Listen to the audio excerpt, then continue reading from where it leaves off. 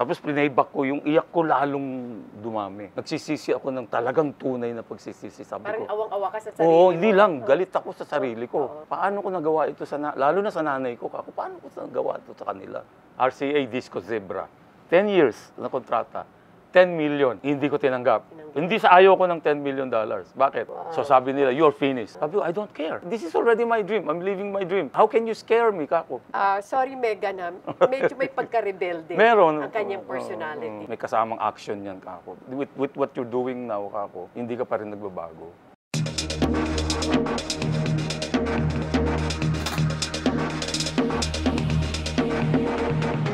And then, punta na tayo sa Metropop. Paano mo kinumpose at kailan mo kinumpose yung kantang anak? Bago sumalik sa Metropop. Nasa Olongapo na ako noon, Aster. Wala akong kamag-anak sa Olongapo. Kaya pagkawala si Peter, wala akong kasama dun sa inuupahan kong room na maliit. Isang hapon, gusto kong makinig sa radyo. Lahat ng tugtog sa radyo parang hindi magaganda. Tapos meron akong maliit na black and white TV. Maliit na maliit. Nunood ako. Ang pangit ng palabas. Nakakabagot pa lang ganito. Tapos pagtingin kong gano'n, yung sa kantong gano'n, yung labada ng damit ko na hindi nalalaba. Nakatambak. Katambak, sabi ko sa bahay namin, walang ganyan. Ang damit ko lagi malinis. Tapos sabi ko, paano ako napunta dito? Gano'n ako. Saan ako galing? Gano'n. Yung pag-iisip ko na yun, naisip ko, I was with sa nanay ko. No? Dala ako ng nanay ko. Kasi pinanganak ako, lumaki ako. Anong ginawa ko? Sinaktan ko ang nanay at tatay ko. Ayun na, umiiyak na ako. Tapos habang umiiyak ako, kinuha ko na yung ballpen. Tapos may cassette recorder akong gano'n. Yes, oh. Yung isang pindot mo doon na recording, tapos isang cassette na yung laman. Pinindot ko yung recording, tapos yan, susulat na ako nung isilang kassette. Dire-diretso. Pagkasulat ko noon, ayun na, yung tono. Kinanta ko na siya. Tapos prinayback ko, yung iyak ko lalong dumami. Nagsisisi ako ng talagang tunay na pagsisisi, sabi Parang ko. awang-awa ka sa sarili Oo, mo. hindi lang. Galit ako sa sarili ko. Paano ko nagawa ito lalo na sa nanay ko, Kako, paano ko nagawa ito sa kanila? Puro sama ng loob, hindi ko sinunod yung gusto nilang pag-aralan ko. Layas ako ng layas. Basagurero ako. Ganun. Talagang bukal sa kalooban ko na. Nagbago na talaga ako. I think 21 at that time. Pero wala akong inisip na sisikat to. Wala akong inisip na gano'n. Kasi ang pangarap ko lang talaga, Aster, as a musician, magkaroon ako ng single, maliit na plaka. No? At ang bakit 45 at bakit? Para kako kahit isa lang 'yan kako pagka papa-frame ko 'yan. Pagka malalaki na yung mga apo ko, papakita ko sa kanila. Nasa rocking chair na ako doon kako. Mga apo, alam ba ninyo na ang lolo ninyo recording artist nung araw, di ba? Tapos 'yun, ganun lang pangarap ko pero wala din akong pangarap na ilapit ko naman siya. Basta sinulat ko siya. Ang main purpose is to tell my mother and father na I'm really sorry na sinaktan ko sila. At makikita mo dun sa kanta, nandun yung pagsisisi, kinuwento ko yung mga kalukuhan ko, di ba? I was able to show my father yung lyrics. Pa, umuwi ako ng Maynila. Pa, ito yung naisulat kong kanta, binasa niya. Tapos gusto niyang umiyak, kaya lang macho, pulis eh.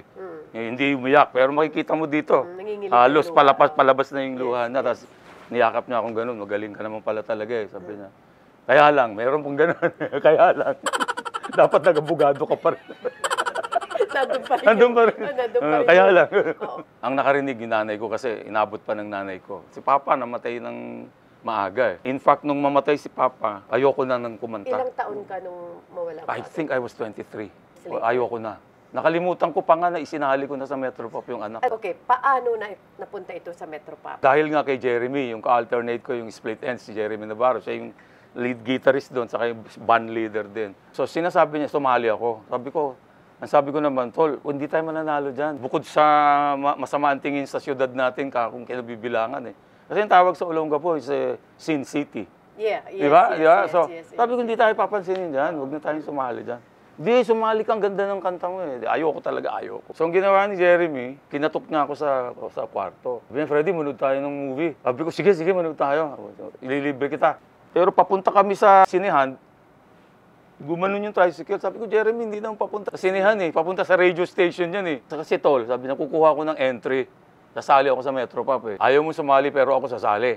Nung time na yun, pwede kang sumali ng 2 songs. So, ayan, bumaba kami sa radio station. Bumuha siya ng entry form, 4. Sabi ko, ba't 4 ang kinuha mo eh? 2 lang naman ang pwedeng isali. Yung 2, sabi niya, para sa'yo.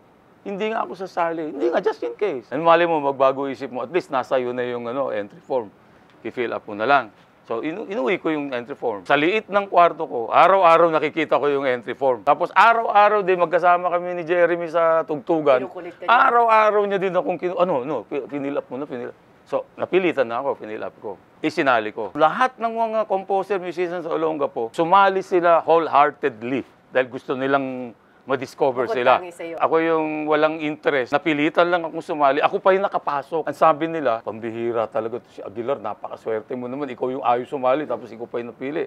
Pero bago ako napili, ang tindi ng kwento kasi namatay nga si tatay. So, namatay ang tatay, hindi ko na alam na sumali ako sa Metropop. Wala na, kasi yung mundo ko gumuho na eh. So, ang sabi ko na lang, mabuti pa, sinunod ko na lang si Airpat eh. Ako nag-aaral na lang ako eh. Pero hindi bale, marunong naman akong magkumpuni ng radyo, magkumputi ng TV. Sabi ko, magtatayo na lang ako ng electronic shop, manghihiram na lang ako ng pera, pampatayo. One afternoon, I was sick, may trangkaso ako. Nag-ring yung landline sa bahay. Sa Pasay ako nakatira nun sa bahay ng lola. Freddy, may mahanap sa'yo, taga Metropop daw. Bigla ko naalala, oo nga, sumali nga pala ako sa Metropop. Pagsagot ko, ang nasa kabilang linya, si Roger Rigor. Oh, yes, Si Roger. Sabi niya, Kabsat, alam niya, Ilocano ko eh. Kabsat, congratulations. Isa ka sa finalist. Wala nga ako sa sarili. Salamat, Kabsat. Binuba ko bag. Sabi ko, naku, baka loloko ako. Sabi ng pinsan ko si Willie. Sabi niya, Tol, puntahan natin. Malapit lang dito. Wakati lang yung office ng Metropop that time. Pumunta kami doon. Sabi dalawa. Ayun na, yung office, kinatok ko na yung office. May nagbukas. Pagkakita sa akin, mahabang buhok, payat, mukhang adik, isinara yung pinto, nilak pa. Inilak pa. Sabi ko sa ito, kita mo na, sabi ko sa inyo, niloloko lang tayo. Hindi kuya, ako naman nagkakatok. Si Willie clean cut eh. So kumatok. Pagkatok niya ulit, si Roger na yung nagbukas. Namukhaan ako ni Roger dahil mahaba buhok, payat, di ba? Oh, lakay, ay Kabsat, pasok ka. Sabi ko, Tol, totoo ba na, blah, blah, blah, blah. Oo, tignan mo, pinakita sa akin yung listahan. Number 1, anak. Number 2, tayo yung mga Pinoy. Number 3, Anthony Castelo. Number 4, kung di ako nagkakamali, Marie Chris Vermont. 1, 2, 3, 4 na yun. Yes. Kaya parang lumakas yung loob ko na, uy, kahit na medyo matalo ko rito, meron akong pwesto rito. At least pangalawa o pangatlo o pang-apat man lang, sabi ko, pwede na to. At makilala yung mga kalaban mo. Iniisip ko na yung magkano makikitain ko nung maitatayo ko na yung electronic shop. Wala na akong pangarap kumanta. Kasi wala na si Airpat eh. Ako nang bubuhay lahat ng mga kapatid ko dahil panganay ako eh. At that time, may anak na akong isa, si Shane. Ayun na, to cut the story short, rehearsal na. Pinabukasan. Ano yung areglo? Ayun na, si Mang Doming ang pinili ko. Okay. Kasi ikaw mamimili, nakalagay doon. Sino ang gusto mong arranger sa kanta mo? Sino ang gusto mong interpreter? Actually, sa interpreter, nagkagulo pa eh. Ayaw nila akong payagan ako kumanta ng anak eh. Pinapapili ako sa mga superstar na singer. So sabi ko, bakit ho sila ang kakanta? Hindi ho nila kayang kantahin yung kanta ko. Ganun ako. Very innocent yung sagot ko eh. Ay, hindi, magagaling na singer yan. Sabi, ay, hindi ho eh. Ako lang ho marunong kumanta ng kanta ko kasi ako po yung kanta ko eh. Kaya mo bang kumanta sa 10,000 audience? Sabi, folk arts, di ba? Folk arts. Sabi ko, sir, matagal na po akong kumakanta eh. 17 pa lang ho ako kako. Kasi hindi ka pa kilala. Oh, hindi, kasi nga, baka nga naman mabulilyaso yung buong Metropop, di ba? Dahil pagkakita ko na 10,000 tao, masak ka, di ba? So, ayaw nila. Alam mong ginawa pala nila, nagpadala sila sa Olongapo. Tinanong yung mga tao, ito ba talaga singer ba talaga to rito? Tinuro nila, yan, siya ho yan. Freddy Folk singer, naka neon lights. Dahil sa dito, pumayag sila. Sino arranger? Si Mang Doming. Sabi ni Mang Doming. Oo, si Mang Doming. Yes. May bahay niya nun, nandiyan pa sa Espanya. Doon, malapit sa Cubao. Sabi ni Mang Doming, sabi niya, Iho, ano bang gusto mong areglo dito, Iho? Sabi ko, strings lang ho, Mang Doming. Yun po sanang parang dinuduyan lang po yung bata. Ganun, alam ko na, sabi niya. Huwag ka mag-alala, Iho, alam ko na gagawin ko. Sunod kami magkita doon na yung rehearsal, final rehearsal before the final. Yung the live. Performance night. Ito na. So kasama na doon yung blocking, kung ano-ano, na hindi ko naman maintindihan pa ng mga panahon na yun. Kaming dalawa lang ni Heber ang pinakabagito doon, and Anthony Castelo. At that time, si Anthony nagkakaroon na rin ng pangalan. Sila Marie Chris, nagkaroon na, pinag-uusapan na sila. During that time, lagi ako nakaganon. Naiya ako na, puro sikat sila eh. Nakaganyan ako lagi. Tapos laging nasa tabi ko si Heber. That's why I was always called the loner. Lahat tumugtog, tuloy-tuloy yung paggawa nila ng mga sa folk arts. So inahanda na, the next day, finals na eh. May naglilinis, may nagpipintura, may nagdedekorasyon, ang ingay. Ayos yung set. Oo, kumakanta sila, Tapos ako naman ang magre-rehearsal. Binulungan ako ni Mang Doming. Sabi niya, bata, huwag kang kabahan. Kayang-kaya mo yung mga yan. Sabi ni Mang Doming. Pinasok ko na yung gitara ko, intro. Nung isilang ka sa mundong ito, lahat nung ingay, Aster, nawala. Nawala lahat. Nawala lahat. Wow. Parang wala ng tao doon. At pagkatapos kong kumanta, maniwala ka hindi, nagpalakpakan silang lahat. Pati yung mga musikero sa stage. Siguro lahat lahat sila, sila. naramdaman nila lahat. Oo. Tapos ako din, alam mo ang epekto, Pinilabutan lahat. alam mo ang epekto sa akin, yung ginawa nila? Alam mo, nasa isip ko, napakabait nitong pinasukang kong trabaho. Sabi ko, pati yung bagitong katulad ko, ini-encourage nila. Kasi wala silang pinalakpakan na gano'n, ako lang eh. So ang effect sa akin, parang para ma-encourage ako, para hindi ako matakot. At hindi ka kabahan. At hindi ako kabahan, binigyan ako ng gano'n. Pag ano ko ulit kay Mang Doming, sabi niya, bata, halika. Bakit po? Pag kinanta mo ng ganyan yan bukas, panalo ka na. Sabi sa akin. Lalong lumakas ng loob ko. Nakita mo may umiiyak doon, umiiyak. Sabi nila, ba't mo naman kinanta yung kwento ng buhay ko? Sabi ko, dami nakarelate. kwento ko po yun. Sabi ko, ako po yun. Ganun ako. Ito na, finals. Kung gaano ko kinanta sa rehearsal, mas matindi. 1978. 78. Tama. Mas matindi dun sa finals. Yung gabi na yung kinanta ko, hindi ko na naulit-ulit yung pagkakanta ko dun sa finals. Hindi ko na naulit. And then Imelda Marcos gave me a standing ovation. Wow. Lahat tumayo, dahil tumayo yung madam eh. Yung palakpak, walang katapusan, dire-diretso. Ito na yung tao ni madam. Pinapatawag ko kayo ni madam, pwede umupo daw po kayo sa tabi niya. So, siyempre, baba ako, umupo ako sa tabi niya. Sabi niya, iyo, ang ganda ng kanta mo. Sabi niya, naiyak nga ako eh. Sana mahintay ko hanggang tawagin yung mga winners. Kaya lang, sabi niya, may kampanya na nun eh. Oo, yes. May kampanya kasi kami, kailangan pumunta ako doon. Pero nakapag-usap pa kami. Tapos yun na, umalis na siya. Pag alis niya, lahat ng reporter pumunta sa akin, hindi pa naman ako marunong. Kaya tarantan, ano to? Ano nangyari? Ba't nakagano'n lahat sa akin? Ano sabi sa'yo ni First Lady? Ang sabi ho sa akin eh, sana daw ho manalo ako. Eh, ano masasabi mo? Sabi ko, para na rin ho ako nanalo kasi nagustuhan ho ng First Lady yung kanta. Yun ang sinabi ko. So, nung natapos na, ito na, tatawagin na yung mga winners. Fourth prize winner, okay pa ako. Third prize winner, okay pa ako eh. Second prize winner, nawala na yung lakas ng tuhod ko. Bumagsak akong gano'n. Nawala na yung lakas ng tuhod ko. Alam ko, wala na ako eh. Wala ka ng pag-asa. Wala na, hindi rin tinawag si Heber, hindi rin tinawag si Anthony. Wala na, iba na yung nangyari. Ang pumasok lang dun sa apat na binasa ko kanina, si Marie Chris lang eh. Pero bigla ako napatayo ulit nung in-announce na yung grand prize winner. Alam mo kung bakit? Naku po, yung buong folk arts sumisigaw ng boo. Kaya kita mo, nawala yung live telecast. Hindi na ako, wala na. Gumuho na lalo yung pangarap ko. Nakunan pa ako ng picture dun sa tablado ng folk arts. Ito yung tablado, kunwari. Andito si Haji Alejandro, pinagkakaguluhan sa lahat. Reporter, everyone nandun sa kanya. Andito yung Aguilar. Nag-iisa ako dito, nakatingin pa ako sa malayo, ganun. Bit-bit ko yung gitara ko, nakaganon ako. Alam mo, nasa isip ko, tapos na yung karir mo, Aguilar. Magtayo ka na lang talaga ng electronic shop. Ganun, no? Ang lungkot ko. Pababa ako sa hagdanan, mayroong mama na mistiso, tumatakbo, papunta sa akin. Galit na galit siya. Sabi niya, Freddy, remember my face. You are the winner. Remember my face because you're going to see a lot of me. Alam mo kung sino yun? Sino? Direct Fritz Infante. Yes. Oo. Grabe, galit na galit siya. Oo. He must have been the He was there. He was the director. Yeah. Galit na galit talaga siya. Oo. Uwi ako ng Pasay. Pagbaba ko ng taxi sa Pasay, yung F. Sanchez, punong-puno ng tao. Grabe, ang daming tao. Sabi ko, Diyos ko, wag naman sana. Ako natalo na ako, nasunog pa yata yung bahay namin. Di ba pag maraming tao sa kanila, may sunog, di ba? Yes. Wag naman po, ganun ako. Pagbaba ko ng taxi, sabi nila, anak. Ikaw nanalo, sabi nila. Ikaw nanalo. Papakita namin, bukas na bukas, bibili namin ng plaka mo. Ikaw talaga nanalo. Ganun sila. So, siyempre, yung sama ng loob ko na mabawasan. Pagpasok ko sa bahay ng lola, binuhat ko si Shane. Batang-bata si Shane, buwan lang. Sabi ko, di bali, kahit wala akong trophy, wala naman silang panalo sa trophy kong to. Ginanong ko, yun nasa isip ko lang yun. Ginanong ko yung bata, tapos ginanong ko. The next day, ginising ako. Gumising ka, bakit? Yung mga kapitbahay natin, nagkakagulo lahat. Gusto ka raw nila makita. Freddy, yung kanta mo, lahat ng radyo yun ang tinutugtog. Nagbukas kami, tama.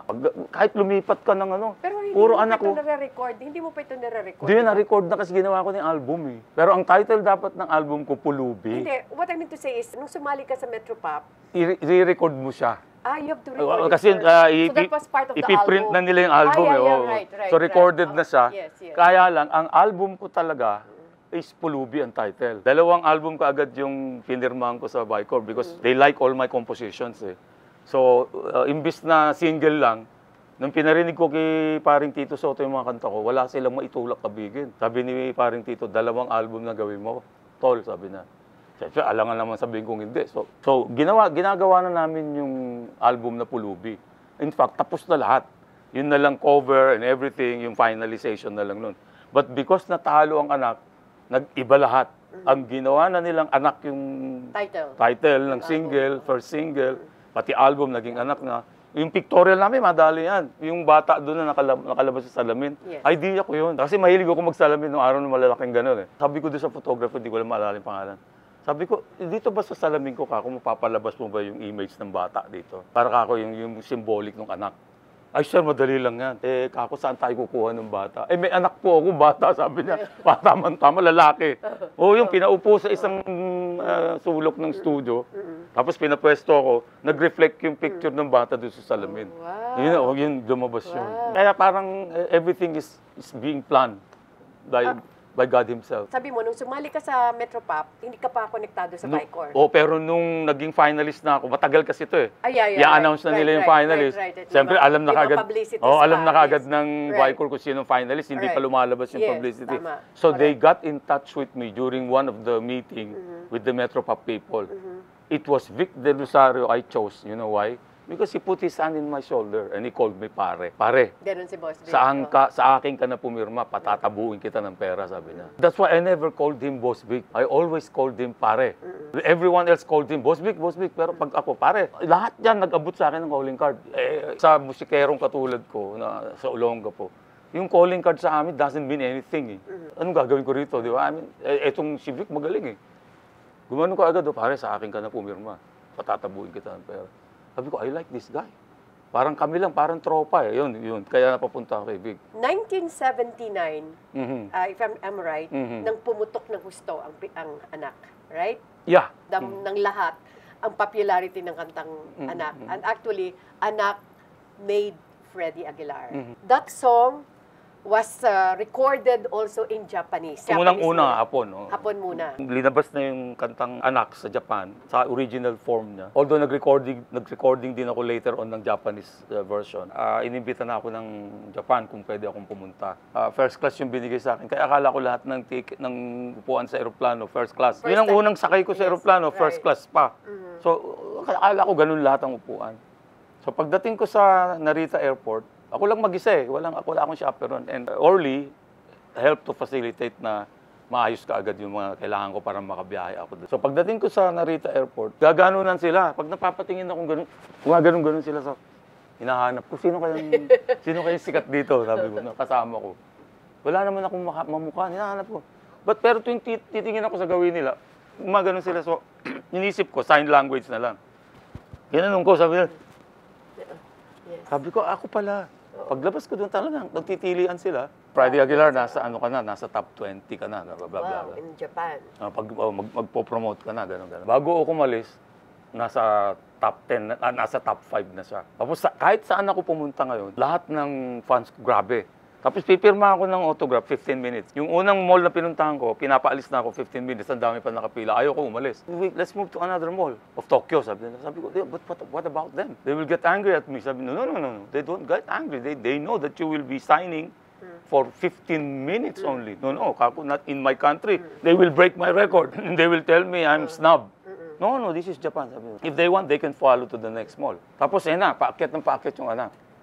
Bumalik yata ako, number 2 na yung anak eh. Pagdating ko dito, number 1 na siya. Ang maganda doon, number 5 ka, kunwari. Lahat ng mall, number 5 ka. Sa Pilipinas, number 5 ka sa SM, number 10 ka sa Robinsons. Kanya-kanyang number 1. Yes. All the record company in the Philippines have their own number 1. Walang number 1 na 1 lang talaga. Doon, pag 1 ka. Kahit si Stevie Wonder, nasa ilalim mo. Makikita mo doon. Freddie, you are the only Filipino artist na ang kanta was recorded, 29 languages pala, was recorded in 29 languages, at nagkaroon ng more than 100 versions. In fact, kahit yung Billboard magazine ng Japan, Yes, you were considered as number 2. all over the As world. of 1986 yun, ha? Yes, As of 1986, you hit number 2. All over the world All over the yung world. sales. So, Yes, yes. the only Asian. Yung only Asian. Only Yes. Asian. So, anong pakiramdam? Kasi like, my God, isang kantang anak, alam mo nung pinadala mo sa akin, iba't ibang version kasama yung German, honestly, kinilabutan ako. Tapos kinakanta nung bata. Di ba? Yeah. Up to now, I'm still at a loss na, kasi akala ko, nung pumutok na siya nung mga time na yon, doon na siya, doon na siya magwawakas. And another chapter will come, but it's still the same. Up to now, after 2 years, may bagong version na naman. Tapos hindi ko naman hinahanap, ipinapasa sa akin ng mga nakakaalam, siguro friend ko sa Facebook, so they make it a way na makarating sa akin. Siyempre, papasalamat ako. Unang napanood ko, umiyak din ako eh. I cried because sabi ko, these people really care for me kasi talagang hinahanap nila, mapadala nila sa akin, pupuri. May iyak ka pag nabasa mo yung sinasabi nila. Sabi nga ng wife ko the other day, nung may uminterview yata sa kanya, sabi niya, kung si Freddy lang, niintindi lang niya, sarili niya, sabi niya, hindi na kailangan maghanap buhay ni Freddy, sa royalty pa lang na kinikita Correct. niya. That's what I believe also. Oo, pero dahil sa dami ng tinutulungan ni Freddy, sabi niya, kailangan pa rin magtrabaho ni Freddy kasi hindi naman siya makasariling tao, sabi niya. Marami siyang tinutulungan. Iyon ang naman ako sa lolo at tatay ko na they care for people. Hindi mo pwedeng isipin yun eh. It comes natural. Kung hindi ka ganun, hindi ka makakagawa nun. That's why my children were asking me, Tay, paano ka nakakasulat ng ganyan? Anak, dumaan ako sa hirap. Yan ang hindi nyo dinaanan. Hindi ko pwedeng i-explain sa inyo. Pero if you study very well ka, pag-aralan mo yung paligid mo, look at the less fortunate. Baka doon ka ako ma-inspire kayo. Galing ako doon eh. Galing ako sa taas, naghirap ang lolo mo, bumagsak kami. Tapos ang tagal ko doon ka ako sa buhay na yun. Hanggang sa anak nga, umangat ulit ako, ang buhay ko kako. Kaya hindi mo ako basta-basta mababago because yung pinagdaanan ko na nga. Kayo kasi kako, hindi kayo nakatikim ng hirap. You are also a songwriter, pero kako yung angst mo, hindi pareho nung sa akin. Kasi kako, hindi mo dinaanan itong the lowest of the low. Oo. Ako kasi ganyan, kako ganyan eh. Unti-unti, oo. Actually, ang hinahanap ko talaga, Aster, yung magkaroon na ako ng konting pangalan in music. At nagawa ko dahil sa anak. So after that, parang wala akong pangarap na iba. Kaya nung inalok ako ng yung sinasabi mo sana na magiging multi-millionaire ako, hindi kami magkasundo. Alam mo kung bakit? Alam mo kung bakit? Kasama sa deal, 10-year contract. 10-year contract. Pipirma ako sa RCA. 10-year. RCA Disco Zebra. 10 years na kontrata.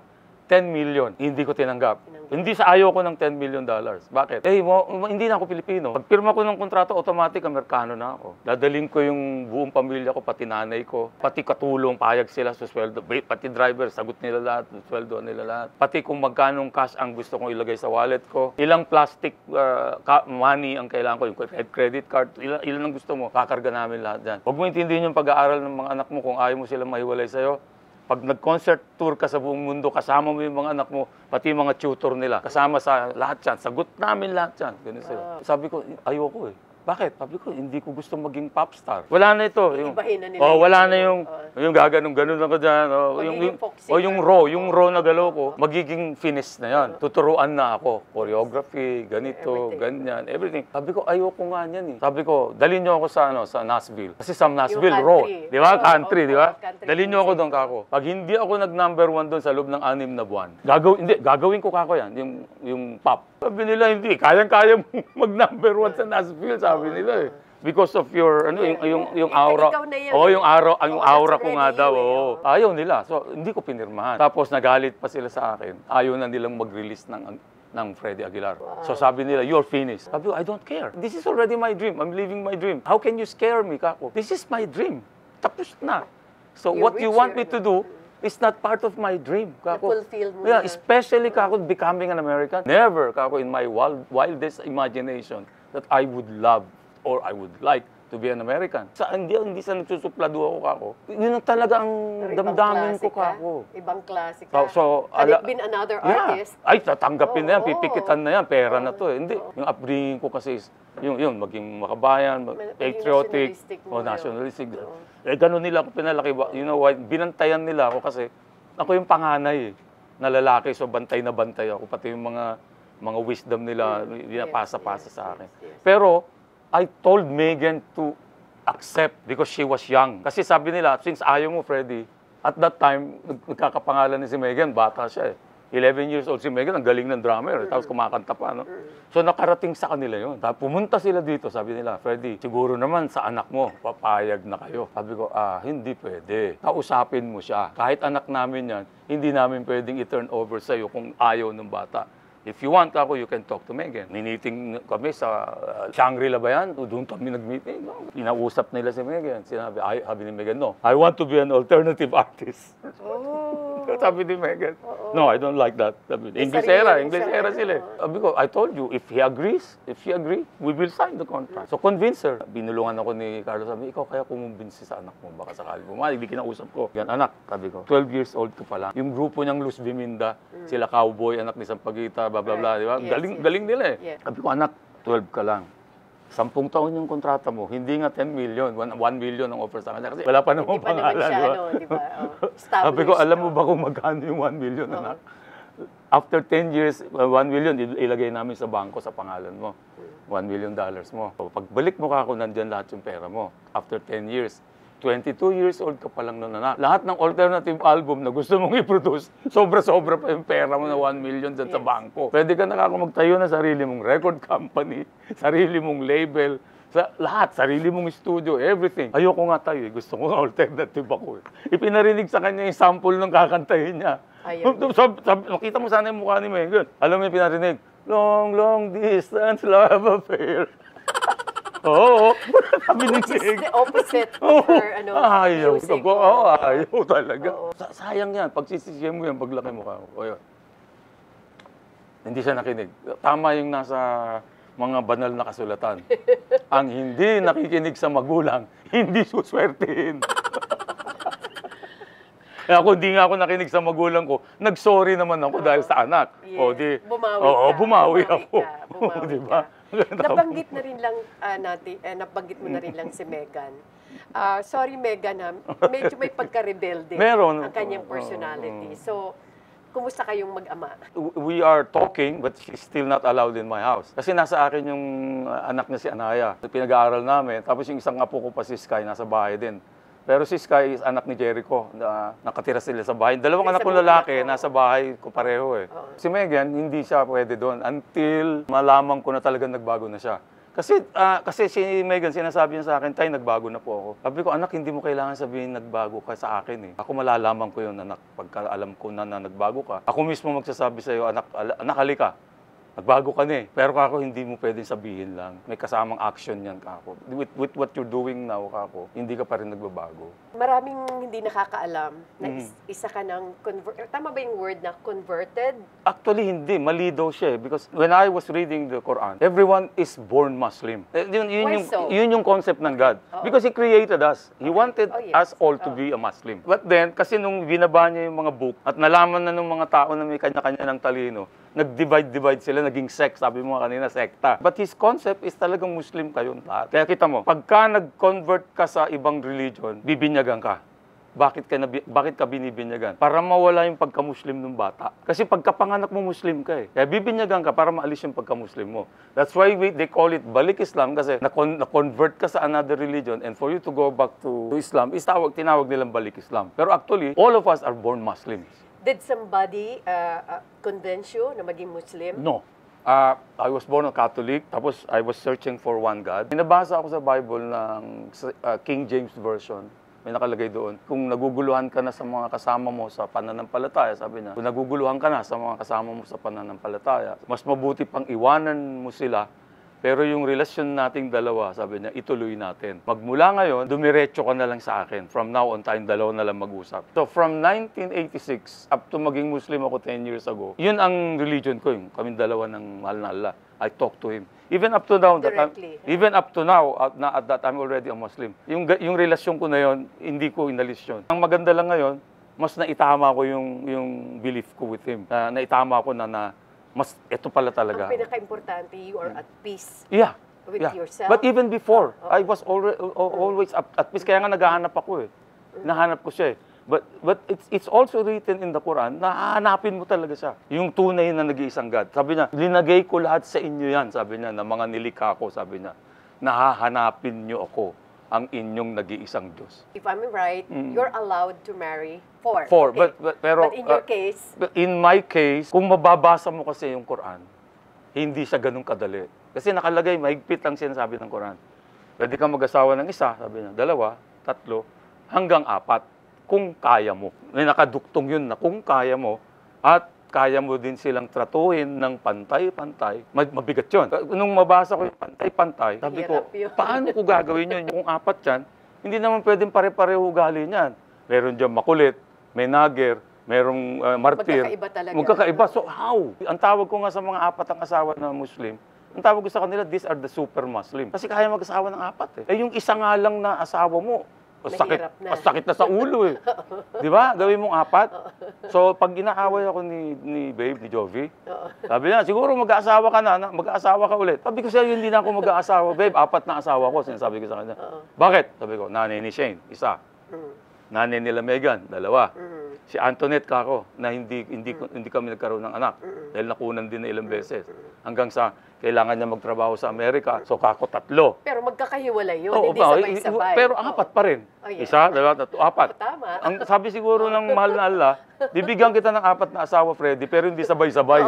Baka masira ulo mo. The story is this. I have a friend in Oriental Mindoro, Joel Teves, who wants to run for vice mayor. So, ang sabi sa kanya ng mga kababayan niya sa Oriental Mindoro, kaibigan mo pala si Ka Freddy. Dalin mo lang dito, panalo ka na eh. So, the guy really did everything para madala niya ako doon. Which nadala niya ako doon at nanalo naman. And because of that, I met Babe, Jovi. Hinanap ko ba? Hindi eh. Pinagtagpo kami doon eh. In fact, nung ako nga nakakita sa kanya eh, group of volunteer dancers sila ni Joel Teves. Nakasuot sila ng pula. I'm always attracted with a lady in red, di ba? Kaya nga may kantang Lady in Red, di ba? Sabi ko, kailangan makilala ko to, di ba? Mamaya papalapit na sila sa amin, papapicture pala. Tito, pwede mo pa-picture. Tito ah. Oo, tito, di ba tito eh. So, di siyempre pumayag ako. Tapos hindi ko naman nakuha yung pangalan. Hindi ko rin naabot yung calling card ko. Lagi naman ako may dalang calling card. Nakawala siya. Tapos bigla na silang umalis. Sa isip-isip ko, torpe mo naman. Sana kinuha mo na yung pangalan kanina, pati cellphone number. Hindi mo na makikita yon. Badi, ito na, concert na. Kumakanta yung Freddie Aguilar. 1 oras yung concert ko. Ganun ako ng ganun sa entablado. Alam mo kung bakit? Uy, nahahanap ko siya. Akala nila may bago akong show. Bakit pag ganun-ganun siya? Nahanap ko siya doon. Hanggang sa mag-last song ako, hinahanap ko. Hanggang sa itaas ko lahat yung kamay ng mga kandidato. Kasi isa pa rin yun sa papel ko eh. Itataas ko doon yung mga kamay nila. So, mga ganun kami doon. Di na-proclaim ko na. Baba na ako. Pagbaba ko, Disappointed, bagsak na bagsak yung balikat ko. Tito, pwede mo pa-picture? Siya? Ulit. Oo, siya na. So sabi ko, sige. Pag ganun niya, eto na naman yung mga fans, ang dami na naman. Pero this time na ibigay ko yung calling card ko, hindi ko alam kung paano. Basta, ginanong ko, ay, calling card ko nga pala, kinuha niya. Tapos, di tumalikod. Pag talikod niya ganun, tumingin, pag gumanong pa ako. Hindi niya alam pala ibig sabihin ng probinsyana eh. Sabi daw niya, ano kaya yun? Sa madalit salita, uwi na kami. Hindi ako natutulog dun sa barko. Hinihintay ko mag-text eh. Wala talaga. Pag uwi ko sa bahay, matutulog ako, hindi ako makatulog. Yung mukha niya nandyan. Kahit anong gawin kong nandyan yung mukha niya, hindi ko alam ang pangalan niya. Nothing. Naaway ko yung sarili ko. Frustrating So, yun. kulang na lang. Pag sampalin ko yung sarili ko, wala nga. Pero everyday, wala pa rin. Iniisip ko pa rin. Biglang nag-text. Hindi ko alam kung ilang araw, 10 days o 1 week, magbiglang nag-text. Sabi niya, natatandaan niyo po ba yung binigyan niyo ng calling card sa Mindoro? Sumagot naman ako, oo, isa lang naman ako yung binigyan ko ng calling card. Eh. Sabi niya, ako po yun.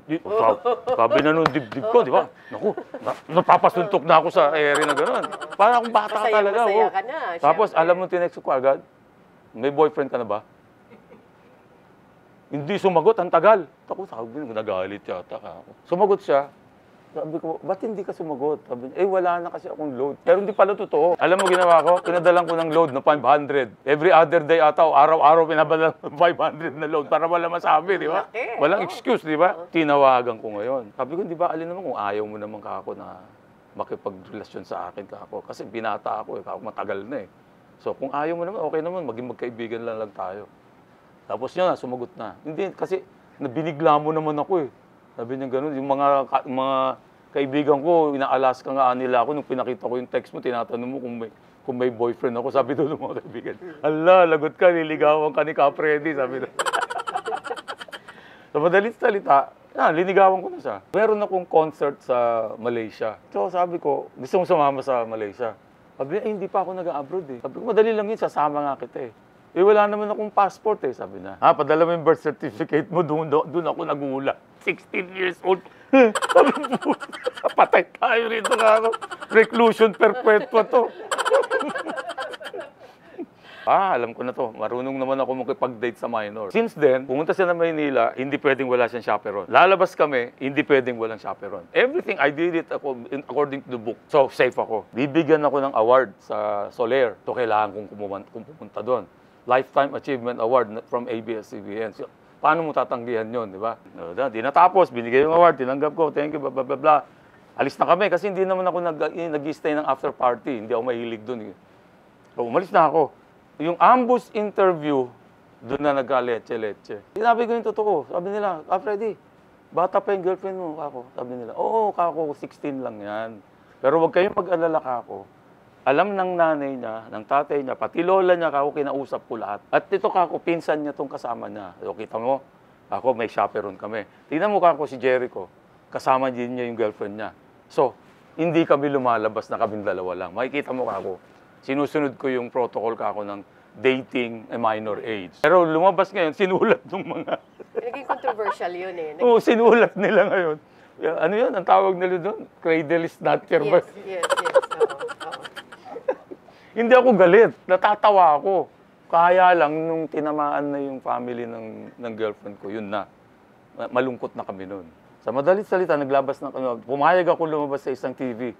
Unang-una yata Channel 2 and then later on Channel 5. Tapos ayoko na. Hanggang sa pinatawag kami ng DSWD, hindi ako tumanggi. Pumunta ako mismo sa DSWD. Hiwa-hiwalay kaming in-interview, pati yung chaperon ng wife ko ngayon. Lumabas yung director nag-sorry. Sabi na, Freddy, totoo pala yung sinasabi mo na sinunod mo yung protocol ng dating. Sabi ko, yes ma'am. Ba't ko naman po ako sisirain yung buhay ko at yung buhay ng girlfriend ko kako? Dahil lang po dyan, kako. Wala naman po kami planong magpakasal o mag-asawa o anything kako. Ang tagal-tagal ko nga po kakong walang girlfriend eh. Because I was single after for 17 years. Oh. Believe it or not, I don't want. After maghiwalay? Ni Antoinette. Kasi ito yung masakit. Nahiwalay ko sa una. Hindi masyado masakit yun. Kay Josephine, masakit yun kasi 22 years kami ni Josephine. Yes. Nahiwalay ako kay Antoinette. Mas masakit kay Antoinette because tiniis ko para sa kanya. Namatay ang tatay niya. Ang chismis kasi, kaya nila ako pinapatulan dahil sa pera ko Hindi dahil in love din sila sa akin. Laging ganun. Kasi mapera yun si Freddy. Kaya, ang dili nila alam yung katotohanan. Babae. Lahat ba yung apat na yun pinakasalan ko lahat yun. So, the first one was annulled? Walang register, hindi nakarehistro. Okay. I'm very lucky, no? Okay. Hindi nakarehistro. Pangalawa sa London. Okay. So, tapos so pangatlo sa Amerika, si Antoinette. Si Antoinette sa Amerika. Oo, So parang yung pang-apat, yung sa Islam. Dito na sa Islam. Kinasal kami sa Islam. Oo. And then later on, and then later on, kasi meron siyang, alam mo na, medyo may concept kami ng second marriage, gano'n. Siyempre, napag-usapan namin yan bago kami kasal pa sa Islam. Na 2 beses kami magpapakasal. So, tinupad ko na yon. Yung una nga, Islam. Tapos the second one was civil, kay Judge Manuel Cruz. Okay. So, yun, tinupad ko na 2 times na kami. May isa kasi pang nangyari sa buhay mo na I think hindi mo ito makakalimutan. Ito yung masunog ang bahay mo sa North Fairview. Yeah, 2018. 2018. January. At wala ka doon. Doon ako sa Freddy's. Inaasikaso ko yung bilyaran ko kasi bagong palit yung tapete. Naglalaro kami ng mga tropa doon. Biglang tumawag yung wife ni Jericho, girlfriend ni Jericho. Sabi niya, tay, nasusunog yung bahay. Sabi ko, si babe, nasa taas po. Talagang ang tindi ng sigaw ko kasi nasa taas siya nasusunog na daw yung baba. Paano yung wife ko nandun sa kwarto? So, sa awa ng mahal na Allah naman, nakatalon siya doon sa kabilang property. At yung bahay ko naman, nung itinayo ko doon, sinigurado ko yung firewall ko, matibay. Madaling salita, magaling naman yung contractor ko. Walang nadamay, kami lang. Pagdating ko doon, sunog yung bahay, lahat ng gitara ko, lahat ng achievement ko, everything. Yung million na painting na iniipon ko para sa future ng mga anak ko, ubus lahat. Everything. Pati mga records mo, awards, everything. Even the records na hindi ko binubuksan because I was thinking na someday it will become very, very expensive for my grandchildren, di ba? Naka-sealed dyan, hindi binubuksan yan. Collections ko yan, ang dami yan, everything. Priceless. Kumbaga, no? Priceless siya. Sunog lahat. Alam mo ang dating sa akin, hindi masakit ang loob ko. Malungkot lang ako na nangyari. Pero yung gusto mong ganun. Parang may sinisisi ka. Wala akong ganun. Alam mo ang tumama sa utak ko, yung mahal na Allah is trying to send me a message na masyado akong naging engrossed sa mga material na bagay. Nakalimutan ko yung spiritual ko. So, ang naging dating, kinikilabutan ng Pastor. Sabi ko, iyak ako nun. Sabi ko, oo nga, puro ako material. But I'm not doing it for myself. Yung ano ko naman para sa future ng mga anak ko, apo ko. But then, sabi nga niya, akong bahala lahat dyan. Ganun siya eh. So, I forgot that because, siyempre, tao lang naman ako. So, ayan, nangolekta ako, guitars, everything, hats, bags, puro mamahal, lahat yan sunog. And you know how Allah, na alam kong kinalabit niya akong ganun? Bakit? Bakit yung ginagamit ko talaga sa trabaho na 2 gitara, na paborito ko, iniwanan niya? Iniwanan niya. Ganun din yung anak ko si Jericho. Yung 2 paboritong gitara niya, naiwan din.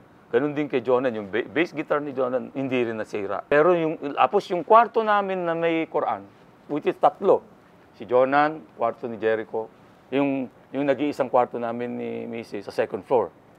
Intact, pero yung dingding sunog lahat yan. Pero kunwari nandyan yung Quran, hindi makalagpas yung apoy dyan. Kung nasaan yung Quran. Hanggang dun lang siya. Hindi niya ma-penetrate. Ilinagay ko yan sa Facebook ko eh. Tapos later on, yung mga kapatid na Muslim, they started messaging me. Sabi niya, alam mo ka, Freddy, hindi talaga nasusunog ang Quran, sabi nila. Sabi nila, may kwento nga dito, buong bahay daw na natupok. Tapos dun sa pinatulugan ng isang Muslima, patay din siya. Pero hindi nasunog yung katawan niya. Buo yung kwarto niya, andun yung Quran. But the whole house talagang ubos. Naniniwala ko, you know why? Bakit? Bakit yung 3 kwarto na may Quran, hindi mapasok ng apoy? Kung isa lang sanang kwarto yun, sabihin ko pa, baka natsambahan lang.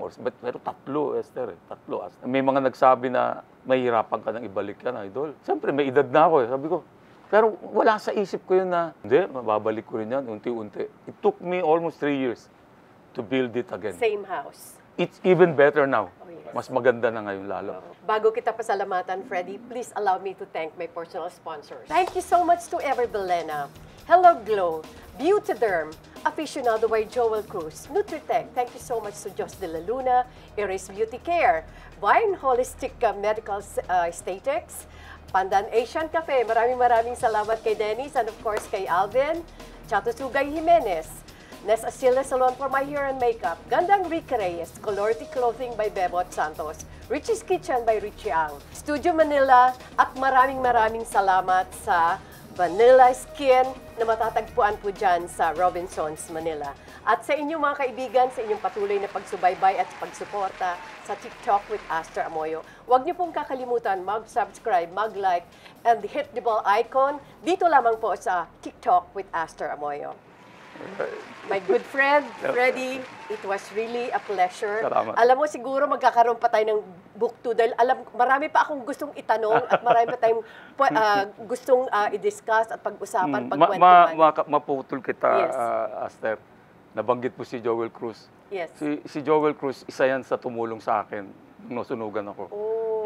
Yung lamesa ko doon na pati si Senator Manny Pacquiao ay bumibilib. At sinabi ko sa kanya, Tol, hindi ko binili yan. Hindi ko kayang bilhin yan. Ako, binigay sa akin yan ni Joel. Ako Wow, Joel.